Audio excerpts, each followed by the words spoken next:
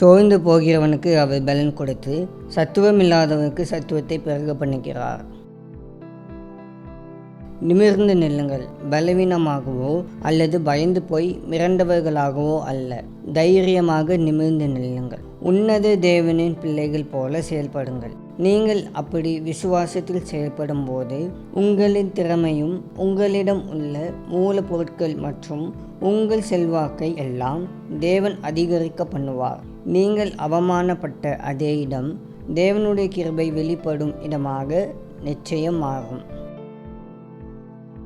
அன்பின் ஆண்டவரே, உம்முடைய பிள்ளையாக எனக்கு நீர் அரணும் கோட்டையுமாக இருப்பதற்காக உம்மை துதிக்கிறேன்.